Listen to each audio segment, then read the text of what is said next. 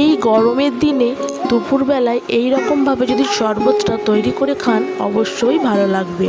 আর একটা কথা, গরমের দিনে কিন্তু অনেকেরই পেট গরমও হতে পারে কিংবা শরীরে তাপও থাকতে পারে, মানে একটু ঠান্ডা গরমও লাগতে পারে। কারণ গরমের দিনে যদি শরীরটা খারাপও লাগে, হঠাৎ করে জল খেয়ে নিলে অনেকেরই ঠান্ডা গরম লেগে যায়।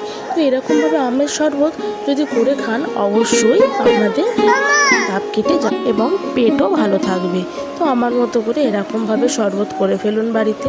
আমগুলো নিয়ে একটু উনানে এটা পুড়িয়ে নিয়েছি, ভালো করে ছাড়িয়ে নিয়ে দেখিয়ে দিলাম। তারপরে জলের মধ্যে চিনি আর একটু পরিমাণ মতো নুন দিয়েছি। তারপরে আমি দিলাম একটা জলজিরা আর দেবো এর মধ্যে বিট নুন। আমগুলোতে বেশ করে আমি হাতের সাহায্যে দেবো, অল্প করে লেবু দেবো।